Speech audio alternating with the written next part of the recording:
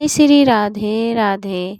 ये श्रीमद् भागवत कथा सुनने से होती है श्री जी के चरणों से प्रीति, लाल जी के चरणों से प्रीति और मिलता है हमें भक्ति और प्रेम की भावना।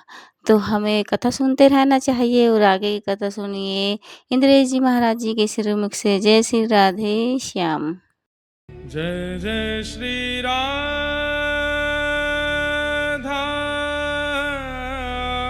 रमण, जय जय नवल किशोर, जय गोपी चित चोर प्रभु, जय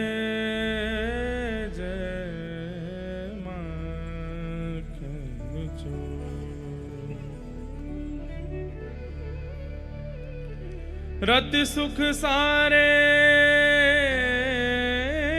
गतम अभिसारे, मदन मोहन मदन मनोहर वेशम, न कुरु नितंबिनी गमना विलंबन, अनुसार तम हृदयेशम, धीर समीरे यमुना तीरम, बसती बने बनमाली, बसती बने बनमाली,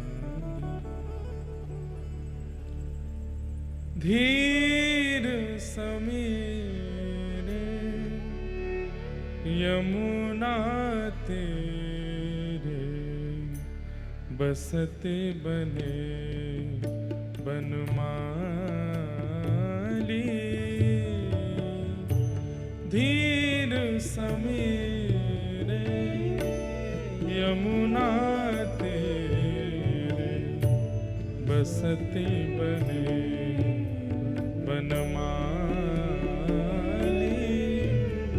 गीत गोविंद का एक सर्ग है, अगर आपके फोन में खुल जाए तो गाइए हमारे साथ। महाप्रभु जगन्नाथ जी को अति प्रिय है ये सर्ग, अष्टपदी। धीर समीरे यमुना तेरे, बसते बने बनमाली,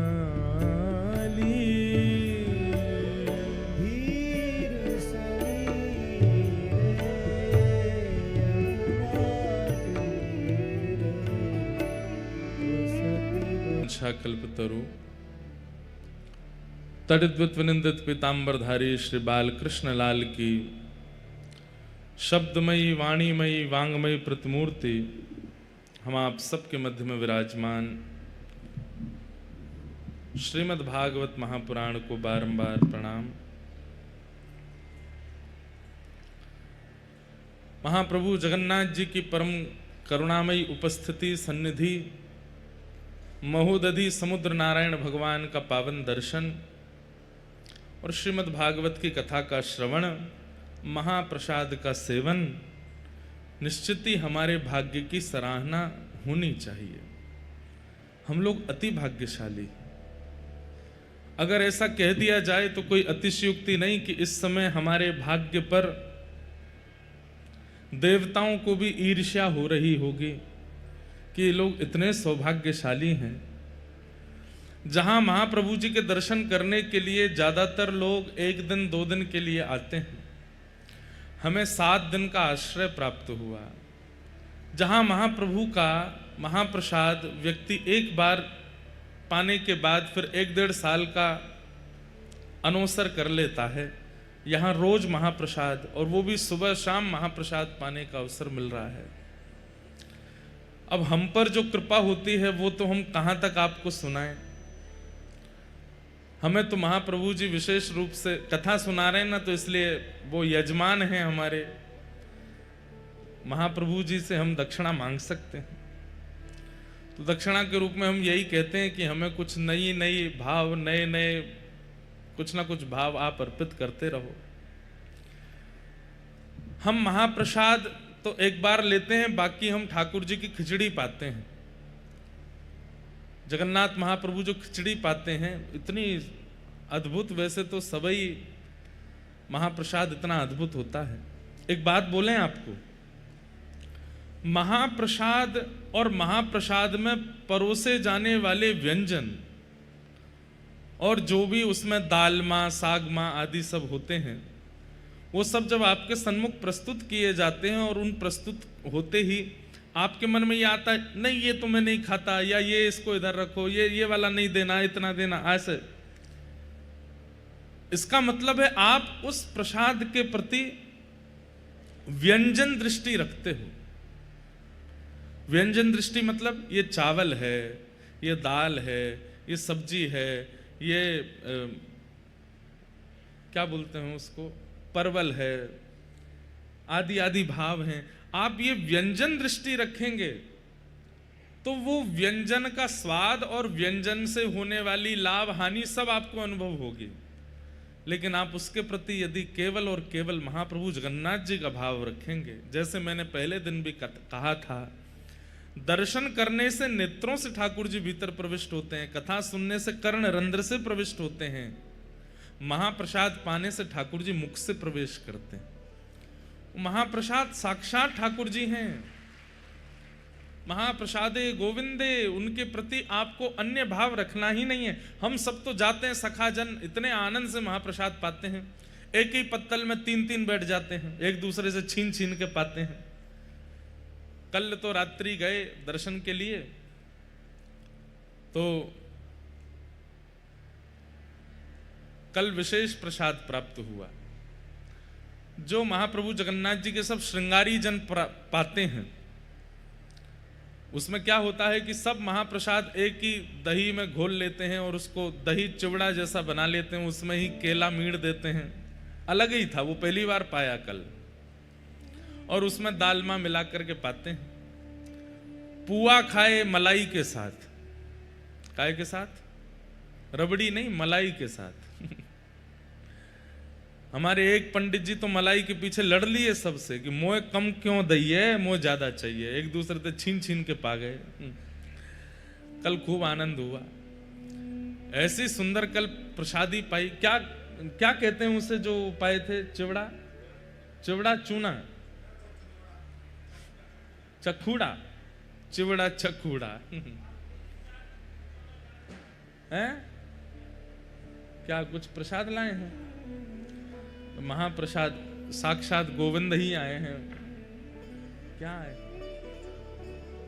अरे वाह, खीर चोरा गोपीनाथ जी की खीर आई है। जय हो। पालें थोड़ी सी, हमारे शास्त्र आज्ञा कर दिए। अच्छा लाओ थोड़ा सा जो तुलसी जो तृतीया में जो लगा हुआ जी, अच्छा जय हो। थोड़ा पा लेते हैं।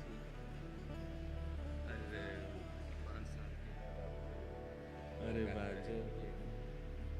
आप वहीं बालासुर से ही आए? वाह, बड़ी कृपा। यहीं पधरा दो बस, हैं? ठीक। महाप्रसाद है और क्षीर चोरा गोपीनाथ जी ने, जय जय हो, जय जी जी जी, जय। चैतन्य चरितामृत भी प्राप्त हुए हैं। गोपाल भैया आपको बुलाया था जो, अच्छा, गोवर्धन में जो पंडित जी की समाधि, जी जी जी, पुरुषोत्तम मास में आपका कथा हुआ था जी। मलुकुटी वाले महाराज जी आके जो विमोचन किया ना गोवर्धन, हाँ हाँ हाँ जी, वही वाह वाह, वही गोपाल भाई आपको बुलाया था भैया। हम आएंगे, आप भी भैया जल्दी आएंगे। महाराज जी की कथा है नवंबर 27 में। अच्छा, हम आएंगे। अब आप विराज जाओ।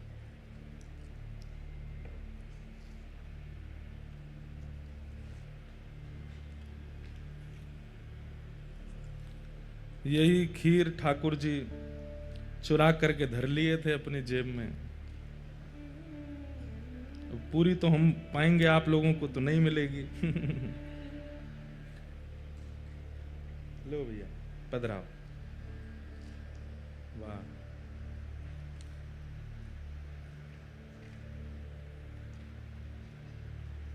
किसी और को देना नहीं, कईयों की दृष्टि पड़ी हुई है। एक पंडित जी आके बोले अभी मत पाइए, कथा के बाद पा लीजिएगा। मैंने कि मुझे पता है ना आप चट्ट कर जाओगे। हमारे शास्त्र आज्ञा करते हैं ठाकुर जी का प्रसाद आवे तो 1000 काम चल रहे हों, सबसे पहले उस प्रसाद का एक तिनका धर लो मुख में। क्यों? आपने सोचा प्रसाद आया, थोड़ी देर में, पहले बात तो सुनो, ताली पहले बजा देते हो। आपने प्रसाद आया और प्रसाद आते ही आपने विचार किया कि थोड़ी देर में पाऊंगा, और अगले ही क्षण प्राण चले गए तो प्रसाद तो रह गया ना, नहीं पा पाए। इसलिए प्रसाद कहीं भी, तीर्थ का, किसी भी स्थान का, जब सन्मुख आ जाए, जिस काम में लगे हो, जिस स्थिति में हो, जिस व्यवस्था में हो, तुरंत पहले प्रसाद सेवन कर लो। क्या पता अगले क्षण हमारे प्राण निकल गए तो। ठाकुर जी की सेवा कर रहे हो और ठाकुर जी की सेवा करते करते करते अब ठाकुर जी को सजा रहे हैं, तभी कोई द्वार पर आए, कोई रिश्तेदार आए, हम जगन्नाथपुरी से आए, प्रसाद लेके आए, ठाकुर जी को गोद में ही रखो, वो लाओ, एक हाथ में पहले प्रसाद दो, प्रसाद लेकर के तुरंत ऊपर से ग्रहण कर लो। आज झूठा नहीं होगा, अभी हमने कैसे पाया, ऐसे ही एक बूंद ऊपर से डाल लिया और फिर जो बचा हुआ है उसको केश में लगाओ, ठाकुर जी की पुनः सेवा में लग जाओ। कथा कर रहे हैं, प्रसाद आया, थोड़ा सा ऊपर से ग्रहण कर लिया, एक तिनका तो ले ही लेना चाहिए। उसके प्रति व्यंजन दृष्टि मत रखिए। हमारी आपसे हाथ जोड़ के निवेदन है, ठाकुर जी का प्रसाद, उसके प्रति व्यंजन दृष्टि मत रखिए। आप जिस दिन व्यंजन दृष्टि को त्याग देंगे, उस दिन से आप अपने आप अनुभव करने लगेंगे, दर्शन से जो प्रभाव नहीं हो पाया, नाम जप भजन से जो प्रभाव नहीं हो पाया, वो प्रभाव केवल महाप्रसाद प्राप्त करते ही आपके अंदर होने लग जाएगा। महाप्रभु जगन्नाथ जी इतने प्रिय, आपको दर्शन से नहीं लग पाए, भोजन भजन से नहीं लग पाए, लेकिन जैसे ही महाप्रसाद ग्रहण किया, अगर आपके चित्त में वास्तव में महाप्रसाद के प्रति भाव होगा तो एक तिनका प्रवेश होते ही नेत्रों से अश्रुपात होने लगेगा। महाप्रसाद ठाकुर जी को देख करके आनंदित हो जाओ। जो मेरी वाली खीर पहुंच गई है क्या नीचे? बांट दे? अच्छा वो दूसरी है, अच्छा सबन को आई है। लो भैया, हमको तो लगा हम ही स्पेशल हैं, हम तो इतरा रहे थे, इसलिए वो सबको ही मिल गई। बोलो खीर चोरा गोपीनाथ की जय। अब बस बैठ जाओ, ऐसे पाओ कि कोई को पता नहीं चले। महाप्रसाद। तो कल रात्रि हमको क्या क्या नाम बताए थे, फिर भूल गया मैं। चूड़ा, चूड़ा, चूड़ा कचूड़ा, चूड़ा कचौड़ा, उसमें दालमा मिला मिला करके प्रेम से कल पाए। वो केवल ठाकुर जी के श्रृंगारी ही पाते हैं। हम पर थोड़ी कृपा हो गई, श्रृंगारी ने देख लियो तो बोले आओ आपको कुछ नया पवाते हैं, और कल भाव से रात्रि में वही पाए। उसमें कोई व्यंजन दिखाई नहीं दे रहा था, है क्या क्या, बस सब कुछ मिला हुआ ही है।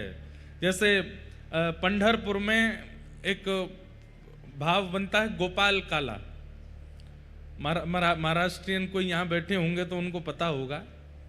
पंढरपुर में गोपाल काला, दो चार हाथ हिला रहे हैं, गोपाल काला। वहां गोपाल काला का भाव क्या है? जैसे ठाकुर जी वृंदावन में अपने सखाओं के साथ में प्रसाद पाते हैं, तो कैसे पाते हैं? विभ्रद वेणुम जठर पटयो श्रांग मित्रे च कच्छे वामे पाणे मृषण कवलम तत्फलम लांगुलीषु तिष्ठन मध्ये सुपर सुहृदो। बीच में बैठे हैं ठाकुर जी, चारों तरफ ग्वाल बाल बैठे हैं, और ठाकुर जी सबसे कहा कह रहे हैं, बोले अपने यहां की सबरी सामग्री जो जो तुम लेकर के आए हो सब मेरे सामने धर दो। तो कोई आलू की सब्जी लेके आयो है, कोई बैगन को भरता लेके आयो है, कोई अचार लेके आयो है, कोई खीर लेके आयो है, कोई छाछ लेके आयो है, कोई मखाने लेके आयो है, कोई बाजरे की रोटी, कोई ज्वार की रोटी, कोई गेहूं की रोटी लेके आयो है। ठाकुर जी सबसे मांग रहे हैं, बोले जो जो लाओ सब लाओ। और फिर सबकी सामग्री को ठाकुर जी ऐसे मीड़ मीड़ करके एक कर दे रहे हैं। इसमें भी बड़ा सुख है।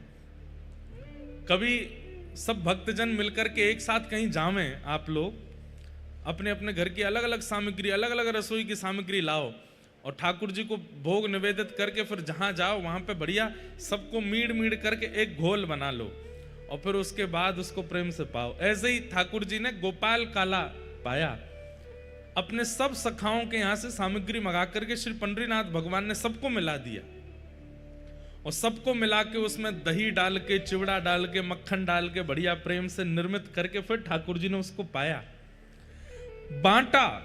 पंडरीनाथ भगवान सबको बांटने लगे। कहते हैं कि देवता लाइन में लगे हैं पीछे, बोले हमको भी मिलेगा ठाकुर जी का गोपाल काला। तो जैसे ही देवताओं की पंक्ति आई सब खत्म हो गया, कुछ नहीं बचा। ठाकुर जी बोले अब तो नहीं बचा है। तो देवता इतने निराश हताश हो गए, अब हम क्या करें। तब देवताओं ने आपस में मीटिंग करी, बोले कि भैया अमृत तो मिल गया था हमको, लेकिन ये ठाकुर जी के अधरामृत का महाप्रसाद नहीं मिल रहा है, इसके लिए क्या करें। तो ब्रह्मा जी चतुर हैं, चतुर्मुखी हैं। ब्रह्मा जी ने कहा एक काम करो। बोले क्या। ये बगल में चंद्रभागा नदी है, इसमें मछली बन के बहने लगो। बोले तो ठाकुर जी पाने के बाद हाथ धोवे जाएंगे तो एक आध कण वहां में जैसी आएगा उसी हम लोग पालेंगे। ठाकुर जी प्रसाद आदि पाकर के सब गए हैं चंद्रभागा नदी पर। इतने में ही चंद्रभागा नदी में सब मछलियों के रूप में 33 कोटि देवता प्रकट हो गए और वहीं विचलन करने लगे। जैसे ही ठाकुर जी हाथ धोमेंगे तो जो कण बह करके आएगा उसको हम पालेंगे। ठाकुर जी जैसे ही चंद्रभागा नदी पर पहुंचे, वहां जाकर के देखा, अब ठाकुर जी मछली तो दिख नहीं रही, उनको चार मुंह वाले ब्रह्मा दिख रहे हैं। ये नारद जी डोल रहे हैं, ब्रह्मा जी डोल रहे हैं, सूर्य चंद्र सब मछली बने डोल रहे हैं। ठाकुर जी ने सब सखा रुको रुको रुको रुको रुको रुको। बोले आज क्या करना है। बोले भैया आज चंद्रभागा में हाथ नहीं धोने। तो बोले क्या करने। जो नहीं पायो सुनो मेरे भैया, मेरी हथेली चाट। ये जितनों हाथ में लगो है ये नेक भी चंद्रभागा जी में बहनो नहीं चाहिए। तो बोले कहा करो। बोले यार चाट चाट के सब खत्म कर लो। देवता जीव निकारे रह गए, मछली बने रह गए, लेकिन ठाकुर जी ने चंद्रभागा में हाथ नहीं धोया। और सबरे सखा महाराज चाट गए, पूरा हाथ बिल्कुल एक कण भी नहीं बचा है हाथ में। उसके बाद में सबने जाके हाथ कुछ नहीं मिला देवताओं को। सोचो वो महाप्रसाद हम लोगों के सन्मुख आ जाता है। वो ठाकुर जी के अधरामृत का भोग हम लोगों को कितना सुख देने के लिए ठाकुर जी सहज में प्रकट कर देते हैं। क्यों नहीं हो रहा परिवर्तन। जिस महाप्रसाद को पाकर के देवादिदेव महादेव भी रुदन करने लगते हैं, प्रेमाश्रु और निमग्न होकर के नृत्य करने लगते हैं, हम इतना पाने हमको कुछ क्यों नहीं होता। क्योंकि महाप्रसाद के प्रति अब भी हमारी व्यंजन बुद्धि है, इसलिए हम पर वो प्रभाव नहीं होता। हमारी बात मान लीजिए, महाप्रसाद पाते ही आपकी चित्त वृत्ति आनंदित हो जाए, रात की नींद उड़ जाए, नेत्रों में अश्रुपात होने लगे, बस भगवत स्मृति में नृत्य प्रारंभ हो जाए, समझ जाना अब महाप्रसाद पाया है। ऐसे प्रसाद की महिमा। तो महाप्रभु जगन्नाथ जी तो हम पे बड़ी कृपा कर रहे हैं। हम सोएं भले कहीं भी, हम रहें भले कहीं भी, हम डोलें चाहे कहीं भी, ऊधम चाहे कितना भी करें, जगन्नाथपुरी में समुद्र में नहामें, कोणार्क जामें, कुछ भी, पर नियम है हमारा जगन्नाथपुरी का कि हम और कुछ पा ही नहीं सकते।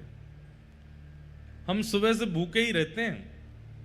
ठाकुर जी का प्रसाद वैसे तो 4 बजे के बाद राजभोग मिलता है, 3 बजे के बाद, पर हमने 2-4 अपने गुप्तचर लगा रखे हैं कि कहीं से भी कथा विश्राम हो तब तक कुछ ले आओ भैया, नहीं तो प्राण हलक में आ जाते हैं। कथा से उठते ही महाप्रसाद पाते हैं, फिर रात्रि को 2 समय ही पाते हैं, लेकिन पाते महाप्रसाद ही।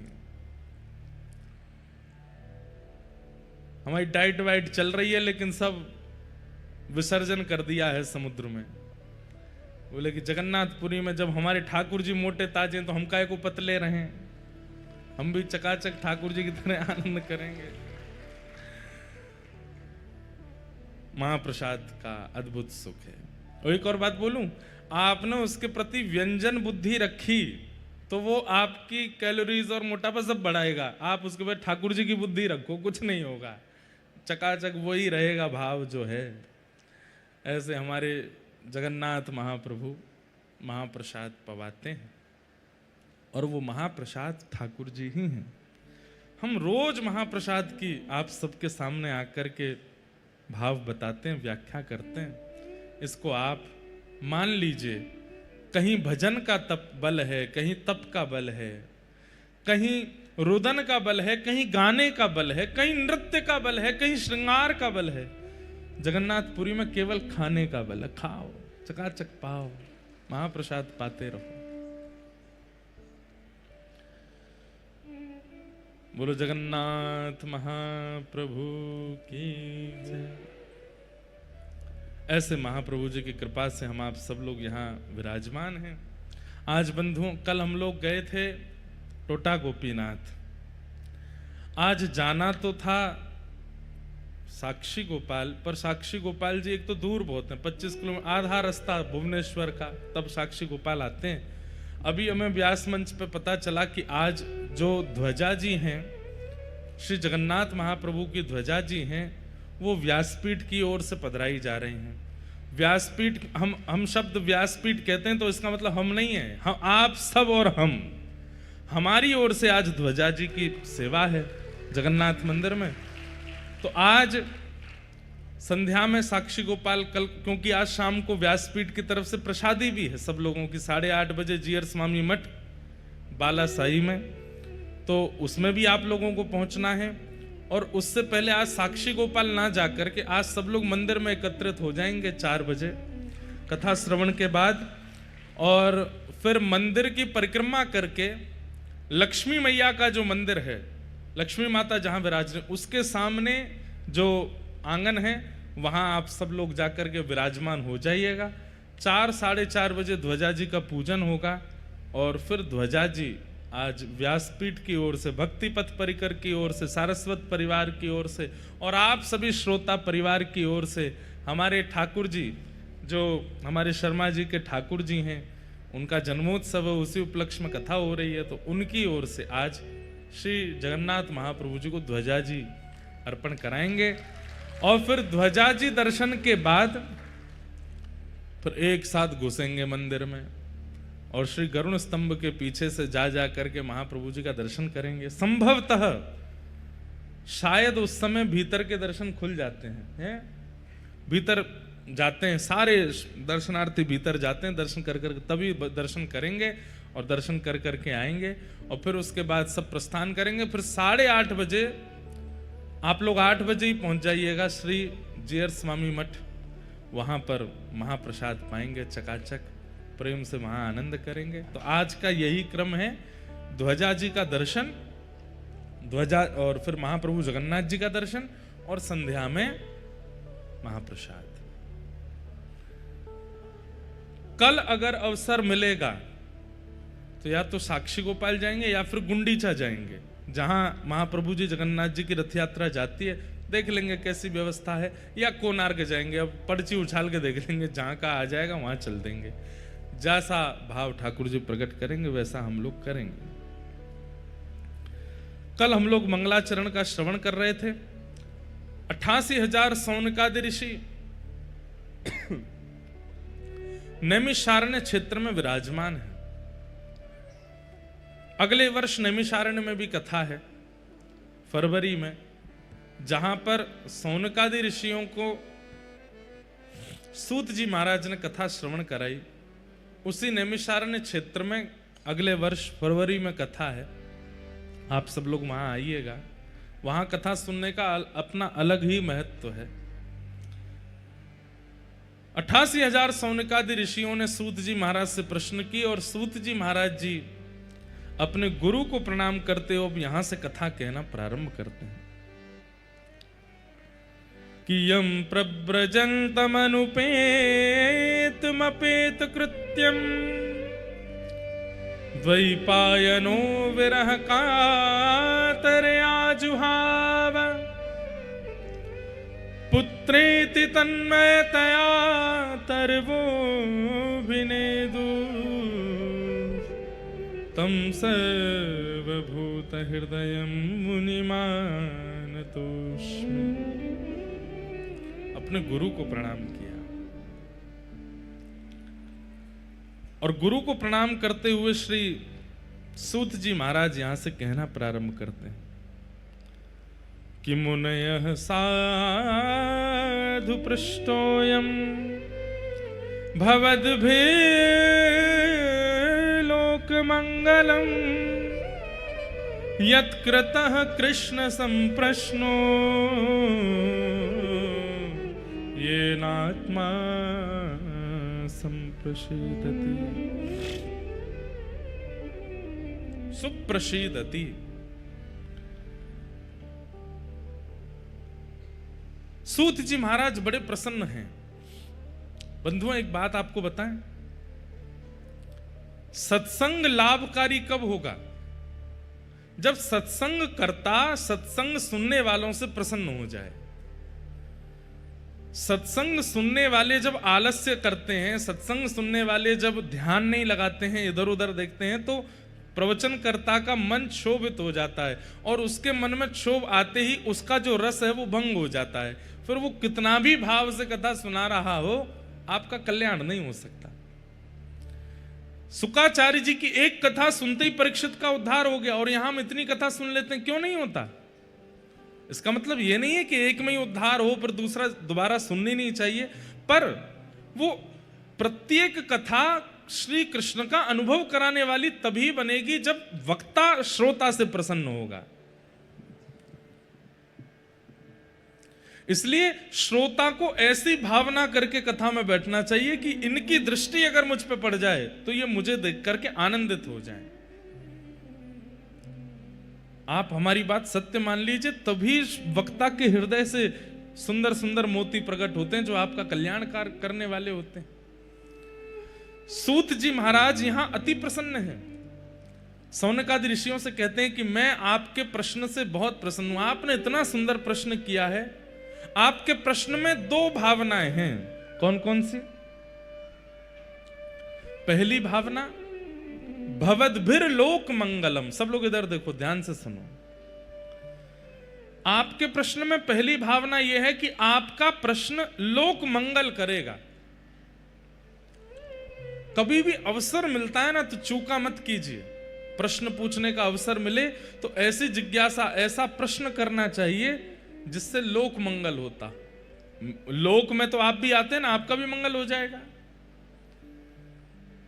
और दूसरा, आपके प्रश्न में दूसरी भावना क्या है कि आपके प्रश्न से ठाकुर जी का यश प्रकट होगा और ठाकुर जी के सामीप्य वर्ती वार्ताएं होंगी। प्रश्न कैसा होना चाहिए? दो बातें, ठाकुर जी की लीला प्रकट होती हो और उस लीला के श्रवण से लोक का हित होता हो, लोक का मंगल होता हो, ऐसा प्रश्न ही करना चाहिए सदैव।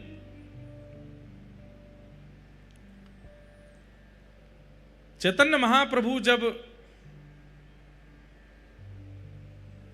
जगन्नाथपुरी विराजे, बहुत ध्यान से सुनिएगा, रथ यात्रा का समय आया तो रथ यात्रा, मूल रूप से रथ यात्रा का कारण यह था, जो यहां का कारण है वो कारण क्या है? भगवान इंद्रद्युम्न राजा पर कृपा करने के लिए यहां जगन्नाथ बन करके पधारे। अब आप में से कई लोगों ने कथा सुन रखी है पर कईयों ने नहीं सुनी। कल मुझे एक व्यक्ति बोले महाराज जी आप कई विषयों पे कह देते हैं कि आपने सुना है पर हमने नहीं सुना है वो, तो इसलिए आप बोल दिया करो। हमें लगा कि भाई रिपीटेशन क्यों करें, पर कर देते हैं। इंद्रद्युम्न राजा थे, कहते हैं उन्होंने इतनी तपस्या की, सतयुग में उनकी तपस्या प्रारंभ हो गई थी और सतयुग में ही उन्होंने ठाकुर जी का मंदिर निर्माण करा दिया था। ये इंद्रद्युम्न राजा कौन है? श्री अंगद जी महाराज वही इंद्रद्युम्न राजा के रूप में पधारे, ऐसा भाव करते हैं, या जो विश्ववसु हैं उनको अंगद जी का रूप माना जाता है, दोनों भाव आते हैं। ठाकुर जी की प्रार्थना की कि आप प्रकट हो जाओ। भगवान ने कितने युग प्रतीक्षा करवा करके इनको स्वप्न देकर के कहा कि मैं नीलमणि रूप में विराजमान हूं, नील माधव रूप में विराजमान हूं, लेकिन यह नहीं बताया कि कहां विराजमान हूं। अब तो इंद्रद्युम्न राजा इतने व्याकुल हो गए, कहां है नील माधव, कहां है नील माधव, उन्हें खोजो। ये तो ऐसा हो गया कि अत्यंत प्यासा व्यक्ति पानी मांग रहा था, पानी कहां है, पानी कहां है, आपने कह दिया पानी जो है वो बलिया पंडा में है। अब ढूंढते रहो बलिया पंडा कहां है। आप बैठे दिल्ली, बंबई, कलकत्ता में और वहां हम कह रहे हैं बलिया पंडा में। अब ढूंढ, आजकल तो गूगल बता देता है बलिया पंडा कहां पर, तब तो नहीं था। ठाकुर जी ने केवल इतना कहा कि मैं नील माधव रूप में तुमको मिलूंगा, लेकिन कहां मिलूंगा, कब मिलूंगा, कैसे मिलूंगा, इसकी कोई उद्घोषणा नहीं की। और व्याकुल हो गए। तब व्याकुलता के कारण आपने अपनी पूरी सेना को लगा दिया, बोले ढूंढो कहां है नील माधव भगवान। तभी आपके एक मंत्रिमंडल में थे श्री विद्यापति जी। वो विद्यापति भ्रमण करते करते करते करते एक बीहड़ जंगल में, जहां पर सबर जाति के लोग रहते हैं, जिन्हें कोलभील भी कहते हैं, वहां पहुंच गए। तभी वहां आपको एक परम सुंदरी ललिता नाम की कन्या दिखी। ये ललिता कौन है? ये विश्ववसु सवर की पुत्री थी, और विश्ववसु सवर के यहां ही नीलमाधव भगवान थे। देखो ठाकुर जी कैसी लीला करते हैं, अपना परिचय अपने आप ही कहीं ना कहीं से ठाकुर जी करा देते हैं, लेकिन परिश्रम आपको करना पड़ता है उनकी प्राप्ति के लिए।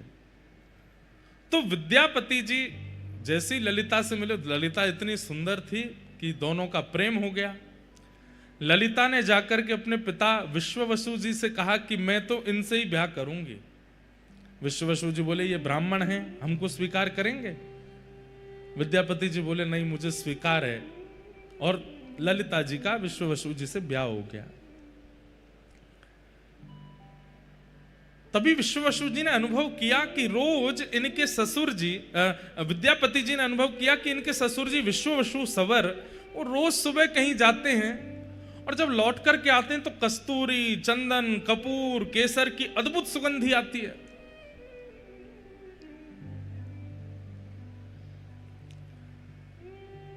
खोज तो चल रही थी नीलमाधव भगवान की। तो विद्यापति जी ने ललिता जी से पूछा कि आपके पिताजी सुबह सुबह कहां चले जाते हैं भोर में, और इतनी सुगंधी आती है उनमें से, कहां जाते हैं वो? तो उन्होंने बताया कि वो अपने ठाकुर की सेवा करने जाते हैं। क्या ठाकुर हैं? बोले नील माधव। हाँ, बोलो गंगा मैया की जय। परम कृपा, परम आनंद का विषय है हमारे मध्य में परम पूजनीय प्रातः स्मरणीय श्री भगवत धाम हरिद्वार वाले पूज्य महाराज जी का आज आगमन हुआ है। आप सब लोग करतल ध्वनि के द्वारा पूज्य महाराज जी के श्री चरणों में प्रणाम करें। परम पूजनीय प्रातः स्मरणीय स्वामी श्री विवेकानंद जी महाराज, जिनकी कृपा दृष्टि दास पर सदा बनी रहती है, गंगा मैया का सुंदर भाव लेकर के चित्त में पूज्य महाराज जी पधारे हैं। साथ ही हमारे छोटे महाराज जी भी पधारे हैं। आप दोनों महापुरुषों को देख करके मन में एक ही भाव आता है, बोल जुगल जोड़ी सरकार की। ऐसी जुगल जोड़ी है पूज्य महाराज जी की। हो रहा है वैसे तो गंगा जी गंगा सागर में जाकर के ठाकुर जी के चरणों में विलीन होती हैं, सागर में विलीन होती हैं, पर यहाँ यमुना गंगा दोनों संगम होकर के, और हम आप सब वैष्णवों को लेकर के श्री जगन्नाथ चरण रूपी सागर में विलीन हो रहे हैं। ये अति आनंद की बात है। हम कथा क्रम में चलें, बहुत ध्यान से सुनिएगा। तो विद्यापति इनका विवाह किनसे हुआ? ललिता जी के साथ। तो ललिता जी किसकी पुत्री हैं? विश्ववसु सवर की। और विश्ववसु के यहां पर नील माधव भगवान की सेवा होती है गुप्त रूप से। एक बात हम आपसे निवेदन करना चाहते हैं, आप लोग माने तो। हमसे तो यह बात हो नहीं पाई, लेकिन अगर आपसे हो जाए तो करके देख लीजिएगा। अपने सेवा के ठाकुर जी को अति गुप्त कर लीजिए। ना उनका फोटो खींचना है, ना किसी को दर्शन कराने हैं। और जो कक्ष है, जिस कक्ष में ठाकुर जी विराजते हैं, उस कक्ष में कम से कम 1 वर्ष तक प्रयास कीजिए कि कोई नहीं जावे, केवल आप जाओ अपने ठाकुर जी के पास। आप सेवा करो, आप ही भोग पधराओ, आप ही श्रृंगार करो, और जो भी सामग्री लेकर के आते हैं ठाकुर जी के लिए, खिलौने लेके आओ, ठाकुर जी के लिए सखी स्वरूप लाओ, बंगले लेकर के आओ, जो भी लाओ सब बाहर लेकर के आइए, छुपा के लाइए सबको, क्योंकि घर वालों को भी नहीं पता चले क्या आया है। और 1 वर्ष तक अपने ठाकुर जी की आप सेवा बिल्कुल गुप्त रूप से कीजिए, गोपनीय रूप से कीजिए। ना उनकी फोटो कहीं डालिए, ना किसी को दिखाइए। घर के सदस्यों से भी कह दीजिए ये बाहर चित्र लगा हुआ है, इसी में ही दर्शन कर लो, भीतर नहीं आना है। हो सकता है कलेश भी हो जाए कई घरों में, लेकिन कोई बात नहीं, ठाकुर जी अगर प्रकट हो जाए तो कलेश सह लेना। हम आपको आचार्यों की परंपरा की अनुकूलता से ये बात बता रहे हैं, किसी को मत आने दीजिएगा। 1 साल बाद आप अनुभव करेंगे। 1 साल तो बहुत लंबा होता है, कुछ ही दिनों में आप अनुभव करने लगेंगे कि ठाकुर जी को आप जिस अवस्था में छोड़ के गए, ठाकुर जी उस विपरीत अवस्था में आपको मिलेंगे।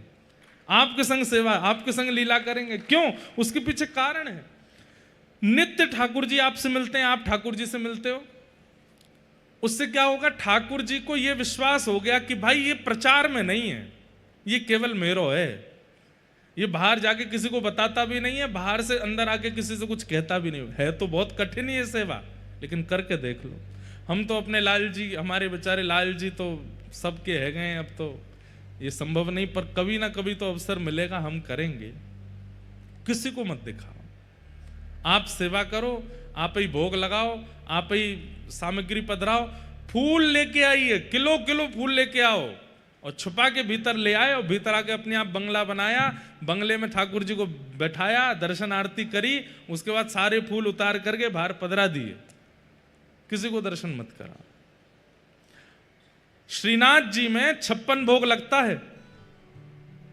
नाथ द्वार में आप 56 भोग की सेवा कर लीजिए, यजमान बन जाइए। आपको भी 56 भोग पवाते हुए ठाकुर जी का दर्शन नहीं होगा। आपको उस काल, उस घड़ी में भीतर ले जाया जाएगा जब 56 भोग उठ रहा होगा। ठाकुर जी ने कैसे पाया, किसी को देखने का अधिकार नहीं है। कितनी उत्सव, कितनी लीलाएं श्रीनाथ द्वारा में ऐसी होती हैं जो सबके सामने होती ही नहीं है, भीतर ही भीतर हो जाती हैं।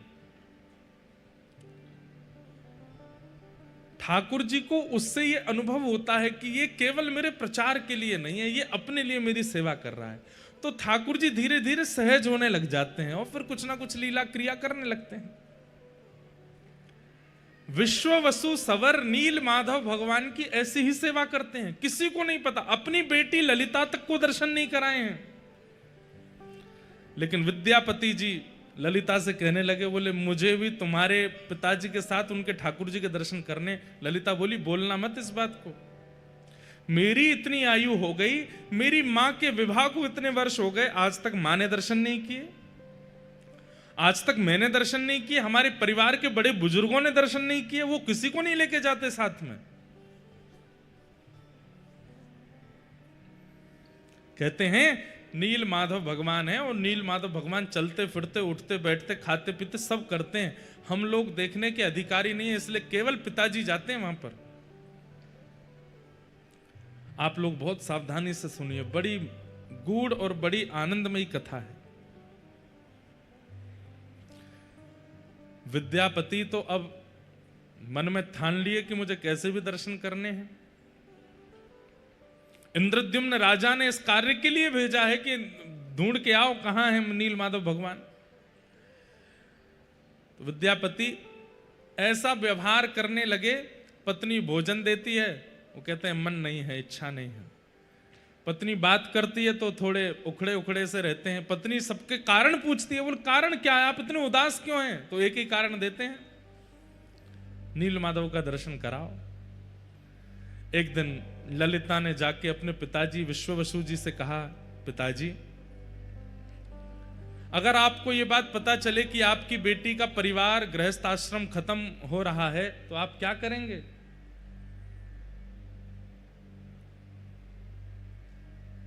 तो आप बोले कि पुत्री के गृहस्थाश्रम को व्यवस्थित करने के लिए जो करना पड़े करेंगे। तो बोले मेरा गृहस्थाश्रम अगर नील माधव भगवान के दर्शन करा करके संभलता हो तो आप क्या करोगे? मना कर दिया। बोले बिल्कुल नहीं, नील माधव भगवान के दर्शन नहीं होंगे, केवल नाम स्मरण कर लो, केवल चिंतन कर लो, दर्शन नहीं कराऊंगा मैं। चरणों में गिर गए ललिता, बोले मुझे दर्शन नहीं करने हैं, हम तो बचपन से सुनते आए हैं कि हम उनके दर्शन नहीं कर सकते, पर मेरे जो पतिदेव हैं ये हमारे परिवार के सदस्य भी बने, इनको कैसे समझाएं हम? ये मुझसे बात नहीं करते, भोजन नहीं पाते, कुछ भी नहीं करते, आप कृपा कीजिए ना पिताजी, इनको दर्शन करा दीजिए। अनेक दिनों तक तो विश्ववसु मना करते रहे, लेकिन एक दिन पुत्री पर बहुत दया आ गई और नील माधव भगवान को कृपा करनी है, इसलिए उनके मन में भावना आ गई। बोले चलो ठीक है, तो दर्शन कराते हैं, लेकिन आंख पे पट्टी बांध के ले जाऊंगा ताकि रास्ता ना देख ले, नहीं तो रोज रोज पहुंच जाएंगे। विद्यापति बोले आप तो बस दर्शन करा दो। वो ठहरे विद्यापति, उनका नाम ही विद्यापति है। कहीं कहते हैं धान, कहीं कहते हैं सरसों की पोटली अपने कमर पर बांध ली और उसमें छेद कर दिया, और सुबह जब निकले हैं विश्ववसु ने आंखों पर पट्टी बांध दी है, लेकर के जा रहे हैं नील माधव भगवान का दर्शन कराने के लिए। सरसों गिरती जा रही है, आप जैसे ही ऊपर पहुंचे जाकर के पट्टी खोली, महाराज आहा नील माधव भगवान का दिव्य स्वरूप दर्शन करके आनंदित हो गए। बोले चलो हो गए दर्शन, अब वापस चलो। वापस लौट करके पुनः पट्टी बांध करके लेकर के आए। कुछ दिन प्रतीक्षा करते रहे विद्यापति, बोले अभी पौधे उग जाएंगे, उसके बाद तो रास्ता तो मिल ही जाएगा। लेकिन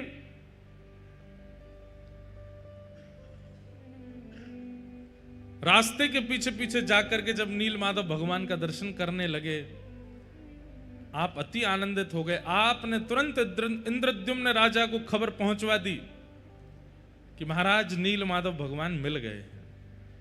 युगों से चली आ रही प्रतीक्षा इंद्रद्युम्न राजा की अब पूर्ण होने वाली है। आनंद के साथ नाचते गाते हुए इंद्रद्युम्न राजा आ रहे थे।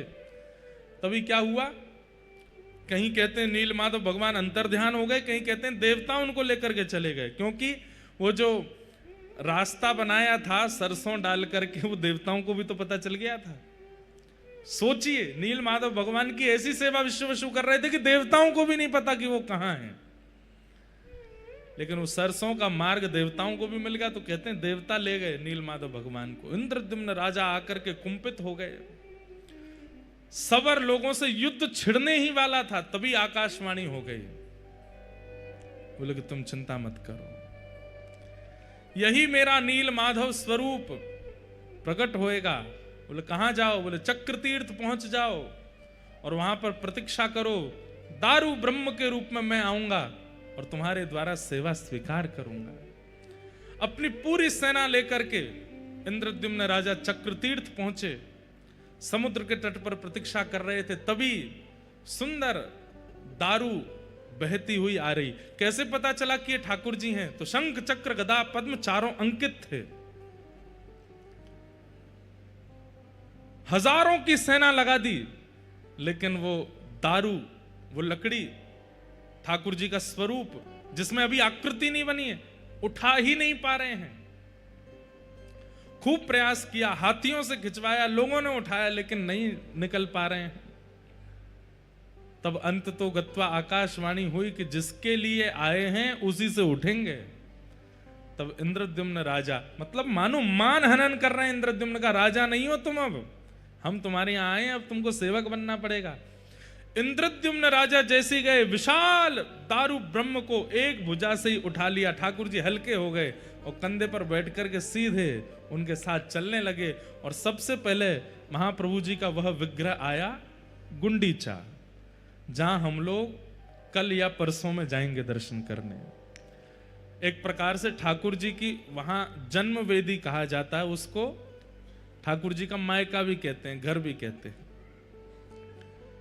ठाकुर जी ने वहां आज्ञा कर दी कि हमारा स्वरूप निर्माण कराओ। अनेकों रूप बनाने वाले आए, अनेकों शिल्पकार आए, लेकिन कहते हैं छेना हथौड़ी उठाते हैं और जैसे ही करने लगते हैं तो जैसे किसी लोहे पर प्रहार करने पर खन आवाज और चिंगारियां निकलती हैं, ऐसे निकलने लगी। कोई ठाकुर जी का निर्माण नहीं कर पाया।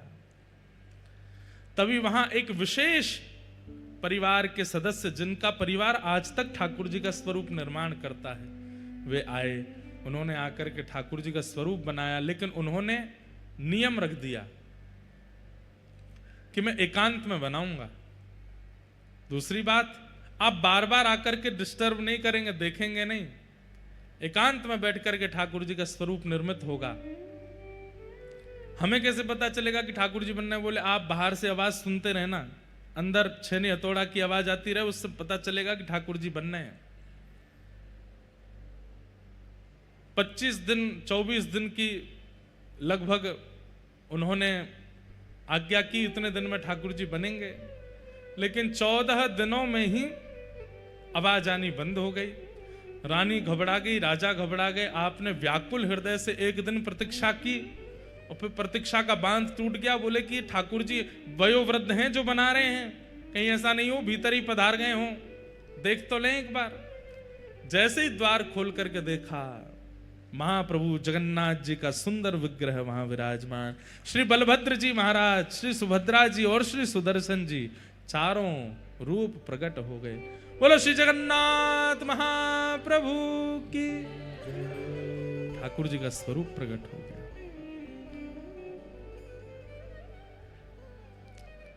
लेकिन इंद्रद्युम्न राजा घबरा गए। हाय राम, ये मैंने क्या किया?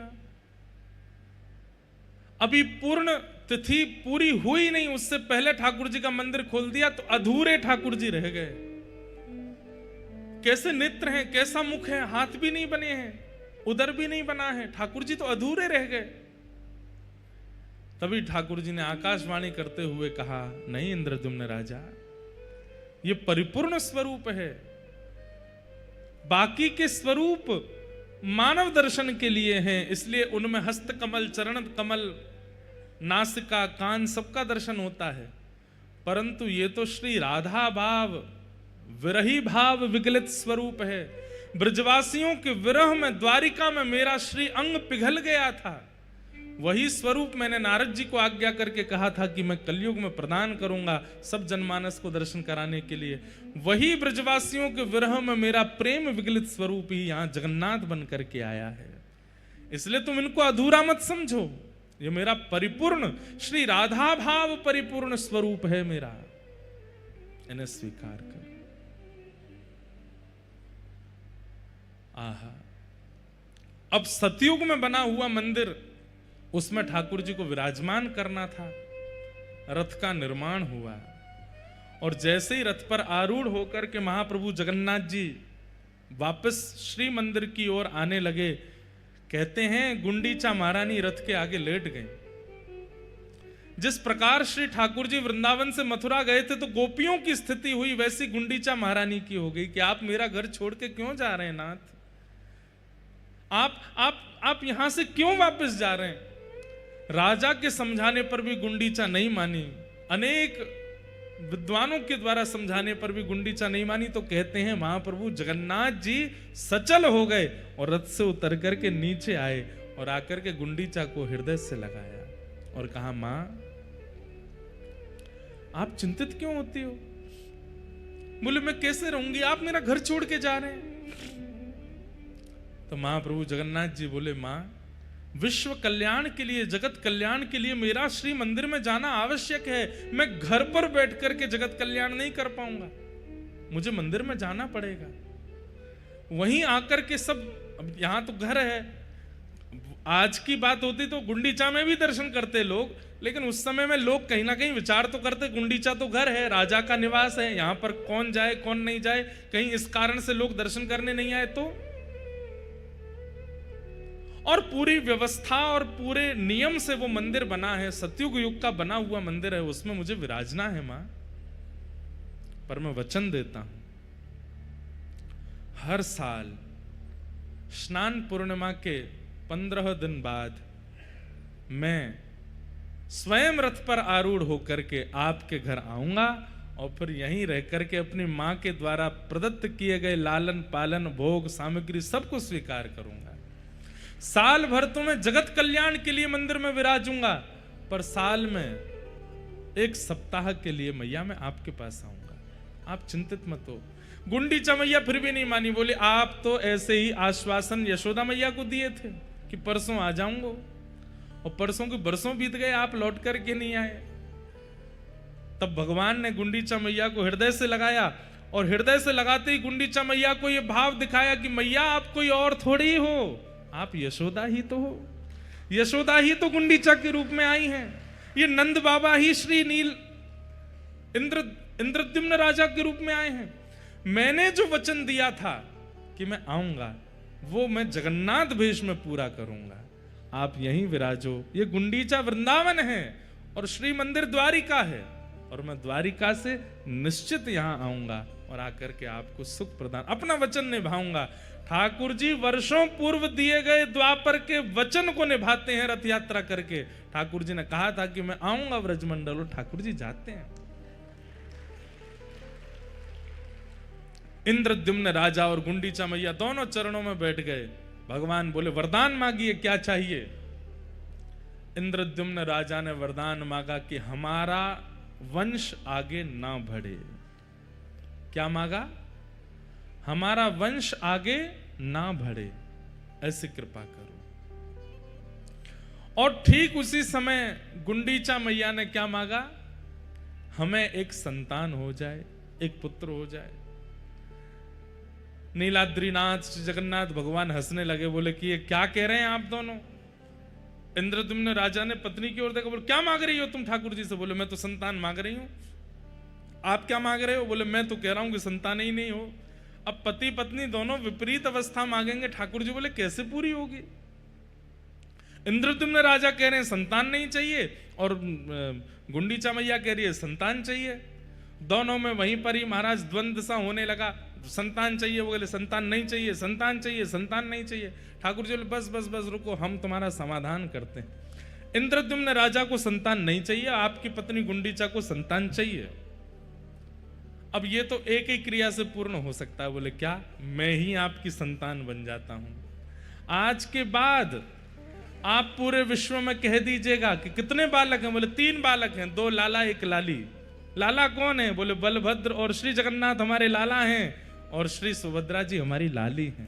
बंधुओं, आज भी महाप्रभु जगन्नाथ संभवतः आगामी चतुर्दशी को, कब है चतुर्दशी? आज है कि कल है? कल है संभवतः चतुर्दशी को। आज भी महाप्रभु जगन्नाथ जी इंद्रद्युम्न राजा का श्राद्ध करते हैं, क्योंकि वे मेरे पिता हैं। ब्राह्मण भोज कराते हैं। आज भी महाप्रभु जी अपने पिताजी का स्मरण करके अपने पिता भाव की पूर्ति करते हैं। हाँ? मार्गशीर्ष में श्राद्ध करते हैं तृतीया को। 3 दिन तक श्राद्ध करते हैं अपने पिताजी का स्मरण करके। महाप्रभु जगन्नाथ जी आज भी इंद्रद्युम्न राजा का स्मरण करते हैं, ब्राह्मण भोज कराते हैं, दक्षिणा वितरण करते हैं, अपने पुत्र धर्म का निर्वहन करते हैं। परमात्मा होते हुए पुत्र धर्म का निर्वहन करते हैं, और हम जीवात्मा होते हुए भी पुत्र धर्म का निर्वहन नहीं करते। ठाकुर जी का ऐसा भाव। अब ये तो है एक भाव रथ यात्रा का, पर दूसरा भाव प्रकट करते हैं श्री चैतन्य महाप्रभु। श्रीमन चैतन्य महाप्रभु जब जगन्नाथपुरी पधारे, आपने यहाँ के उस समय के राजा से कहा कि आप हमको एक सेवा प्रदान कर दो। बोले क्या?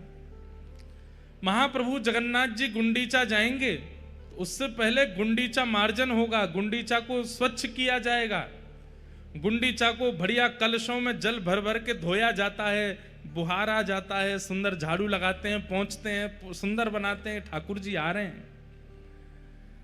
राजा ने कहा कि प्रभु आप तो हमारे पूजनीय हैं, हमारे वंदनीय हैं, ये सेवा तो सेवक लोग कर लेंगे ना, आपको करने की क्या आवश्यकता है? चैतन्य महाप्रभु बोले कि ये सामान्य झाड़ू पोंछा की सेवा नहीं है।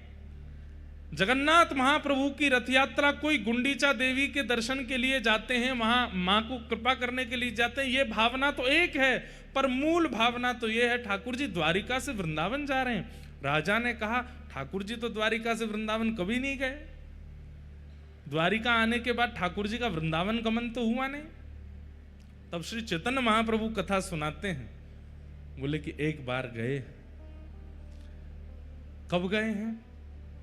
कुरुक्षेत्र में सूर्य ग्रहण हुआ था, और सूर्य ग्रहण के काल में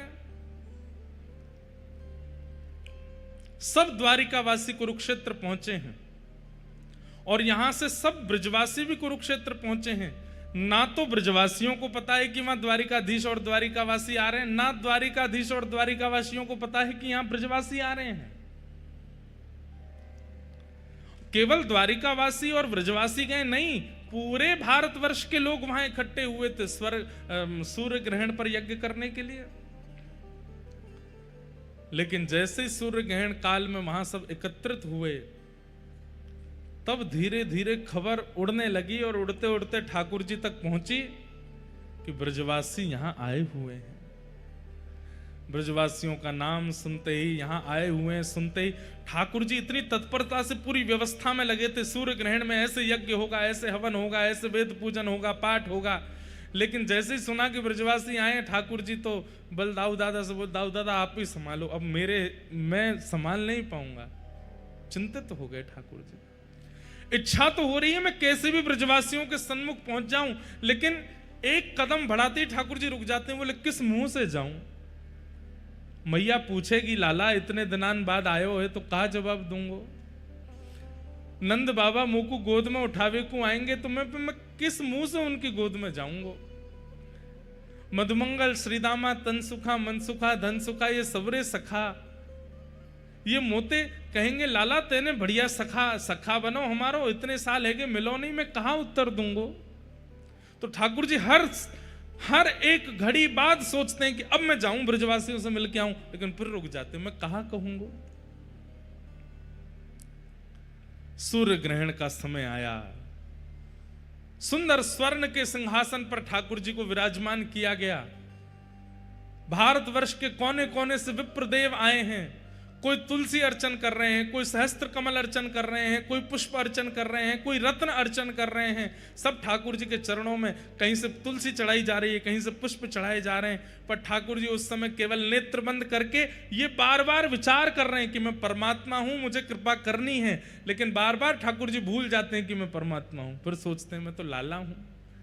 यहां ब्रजवासी बाहर डोल रहे होंगे, यशोदा मैया नंद बाबा यहीं कहीं आसपास ही होंगी।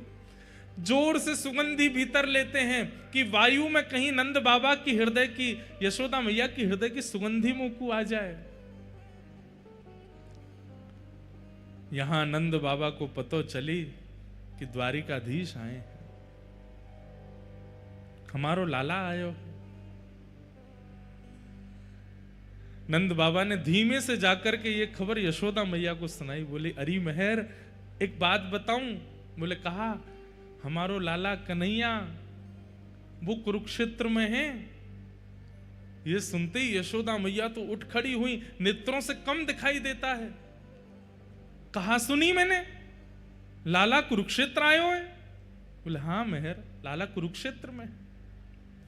भाव विह्वल हो गई, हाथ पकड़ लिए नंद बाबा के। बोले मुझे एक बार दिखाए दो, मुझे एक बार मिलाए दो। अब यहां नंद बाबा संकोच कर रहे हैं। यशोदा 100 से भी अधिक वर्ष हो गए हैं लाला को गए भय, और मैं और मेरे तेरे हृदय को भाव तो है ही कि लाला से मिलना है, पर वास्तविकता तो अब सबसे छुपी नहीं है कि लाला मूल रूप में बेटा तो देवकी वसुदेव को है ना। और अब तो वो द्वारिका को राजा बन गयो है, सब वाकू राजा महाराजा कह करके पुकारे हैं। हमने तो सुनी है 16,108 ब्याह है गए, बड़े बड़े राजघराने की कन्यांते वाको ब्याह भयो है। हम भोरे भारे से ब्रजवासी जामेंगे, हमको देख करके कहीं लाला को संकोच है गए हो तो कैसे जाएंगे। यशोदा मैया बोली, यही संकोच को चिंतन करते करते जीवन निकल जाएगो। अरे मेरी एक इच्छा पूरी कर दो बस, अब पता ना कब प्राण चले जाएं। एक बार लाला को, एक बार मेरे कन्हैया को मुंह को दिखाए दो। मैं देखना चाहूं लाला के नैन नक्श अबहु वैसे ही हैं, हाथ पांव वैसे ही हैं कि कछु परिवर्तन आ गयो है। एक बार तो दिखाए दो। और श्री नंद यशोदा अति वृद्ध हैं, दोनों धीमे धीमे हाथ पकड़ करके जा रहे हैं, पूछते जा रहे हैं, भैया ये द्वारिका वासी इनको शिविर कहां है। ये कथा श्री चैतन्य महाप्रभु सुना रहे हैं यहां के राजा को, और बता रहे हैं कि मूल रूप से रथ यात्रा क्यों होती है।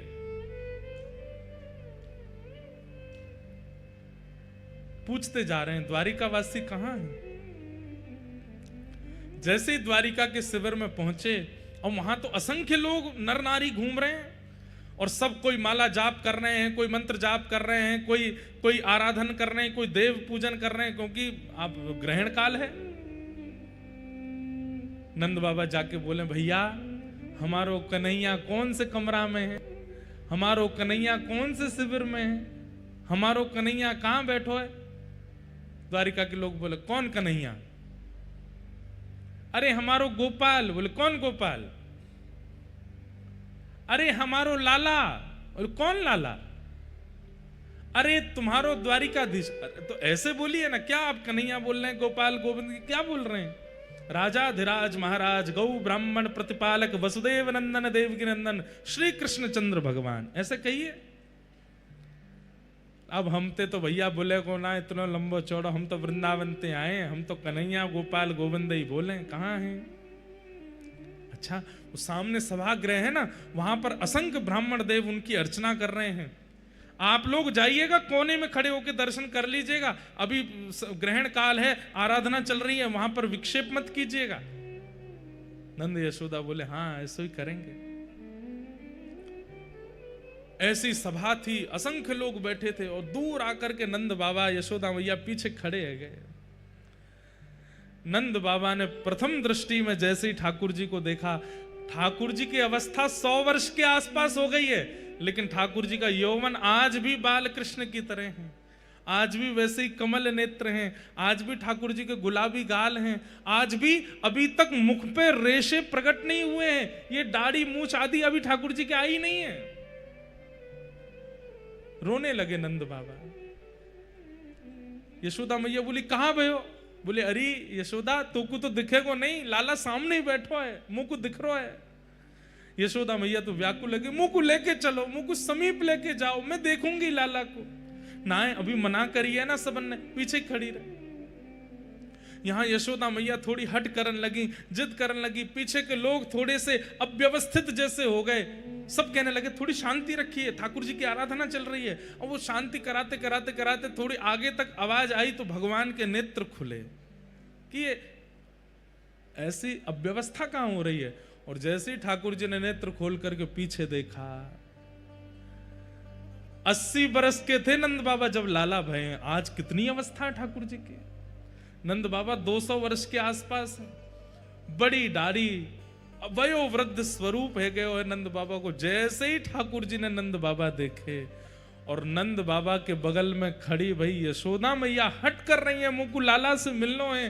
ये दृश्य जैसे ही ठाकुर जी ने देखा, आराधना तो सब भूल गए। वहां पर जितने ब्राह्मण खड़े, हाथ में रत्न की आराधना, कोई तुलसी की आराधना, कोई कमल की आराधना, वेद मंत्र बोल रहे हैं, साक्षात वेद प्रकट होकर के ठाकुर जी की आराधना कर रहे हैं।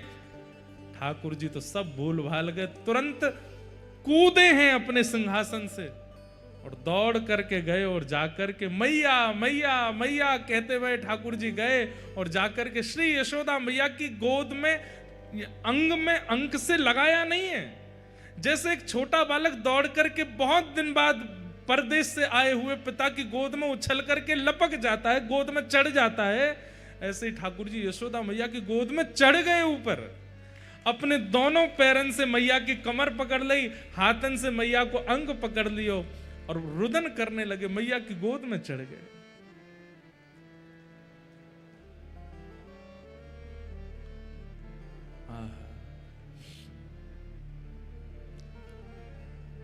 यशोदा मैया रुदन कर रही हैं। इतनी अवस्था ठाकुर जी की हो गई, 16,108 ब्याह हो गए, प्रत्येक पत्नी से संतान भी हो चुकी हैं और संतानों के भी ब्याह हो चुके हैं। उस अवस्था में ठाकुर जी यशोदा मैया की गोद में चढ़ गए और मैया की गोद में जाते बहुत देर तक तो रुदन करते रहे और थोड़ी देर बाद मैया के वक्ष पर अपना हाथ फेरन लगे और बोले, मैया मुझे बहुत दिना से भूख लग रही है, मैं अभी तक तृप्त ना भय हूं, मैया मुझको अपना दूध पिवा, अब ही पिवा। अब द्वारिकाधीश नहीं है, अब वृंदावन चंद है। छोटे से लाला को जैसे गोद में मैया लेती है, ऐसे ही ठाकुर जी को लेकर के बीच आंगन में बैठ गई।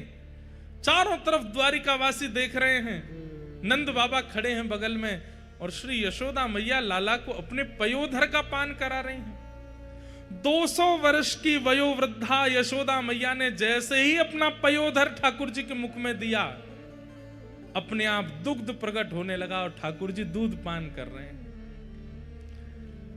रुक्मणी जी घुटनों पर बैठे बैठे रुदन कर रही हैं। सत्यभामा, जामवती, जितनी सब भगवान की पटरानियां हैं, इस दृश्य को देखकर के कोई आश्चर्यचकित हो रही है, ये क्या देख रहे हैं हम।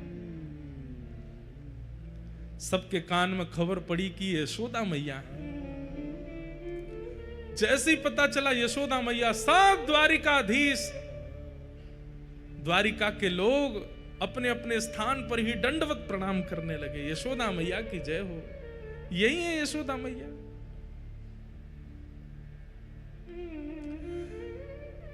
दूर से दाऊ दादा को पता चली कि मैया आई हैं, दौड़ करके आए और बोले, मैया मैं तो बचपन से कहता आया हूं, तुम यहाँ कन्हैया को ही ज्यादा प्रेम करो, आज भी वाकू अपना पयोधर पे वाई दी। और मैं, मैया ने तुरंत अपनी दूसरी गोद कही, लाला तू भी आ जा। और श्री दाऊ दादा भी लेट गए हैं गोद में और दाऊ दादा दूसरा पयोधर पान कर रहे हैं। दोनों मैया के पयोधर का पान कर रहे हैं। रेवती महारानी, बलराम जी की पत्नी, देखकर कि वे भी रुदन कर रही हैं, सब भावुक हो गए हैं। यशोदा मैया के नेत्रों से प्रेम आश्रु झर रहे हैं। लाला के एक एक अंग को टटोल रही हैं। लाला का सिर कैसो है, केश कैसे हैं, कान कैसे, मस्तिष्क कैसे, नासिका कैसी, आंख कैसी, सब कुछ आज तक वैसा ही है जैसे वृंदावन में थे ठाकुर जी। कोई परिवर्तन नहीं हुआ।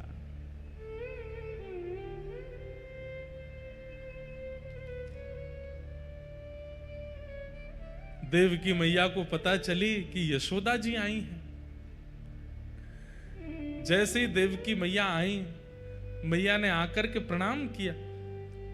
यशोदा मैया बोली, लाला जी कौन है? बोले, मैया जी मैया है, देवकी मैया है। देवकी मैया नाम सुनते ही यशोदा मैया उल्टा प्रणाम करने लगी, चरण पकड़ने लगी। और चरण पकड़ने तो देवकी मैया संभाल रही, मैया जी कहा कर रही हो आप? अरे यशोदा, आज तक तुम्हारी चर्चा ही सुनी है, आज भी लाला, भले ही लाला मेरो है पर पूरी द्वारिका में चर्चा यूं ही होवे, यशोदा नंदन लाला है। आज भी जन्माष्टमी के दिन सब यशोदा के लाल भजो, यशोदा के लाल भजो कहकर के ही गावे। आज पहली बार मिली हो, आपको हृदय से लगाऊं। यशोदा मैया बोली, मैं आपके हृदय से लगवे योग्य नहीं हूं, आपके चरणन की अधिकारिणी हूं। क्यों ऐसा क्यों कह रही हो? बोली, या यशोदा के प्राण तो कब के निकल गए होते, या यशोदा के प्राण पखेरु तो कब के वैकुंठ पहुंच गए होते। अगर देवकी ने कन्हैया को जन्म देकर के वृंदावन नहीं पहुंचो होतो तो यशोदा को अस्तित्व नहीं है। तो आपने कृपा करके लाला को जन्म दियो और जय लाला वृंदावन आयो, हमारो जीवन बन के, हमारो सार बन के, हमारो सर्वस्व बन करके आयो, हमें सर्वस्व प्रदान करवे के काज में आपके चरणन को प्रणाम करूं। और हंसी में यशोदा मैया कहने लगी, मैया तो आप ही हो, मैं तो लाला की धाई मां हूं। जैसे मैया की अनुपस्थिति में बालक की सेवा करे, मैं तो वो हूं। ये सुनकर के देव की मैया रुदन करने लगी। यशोदा जी से बोली, मां ऐसे मत कहो, आप पूरे द्वारिकावासी से पूछ लो, लाला आपसे कितनो स्नेह करे। नंद बाबा की गोद में चढ़ गए ठाकुर जी। ठाकुर जी मानो जैसे बिल्कुल बाल अवस्था में आ गए हों, अब बिल्कुल द्वारिकाधीश जैसी लीला नहीं करने। द्वारिका के लोगों ने कभी ठाकुर जी को ऐसे देखा ही नहीं, कभी यशोदा की गोद में, कभी नंद बाबा की गोद में, और यहां दाऊ दादा जिनसे सब डरते हैं। जगन्नाथपुरी में भी श्री दाऊ दादा से ही डरते हैं सब, महाप्रभु जी से कोई नहीं डरता। वो दाऊ दादा भी आज इतने बालवत अपनी क्रिया कर रहे हैं।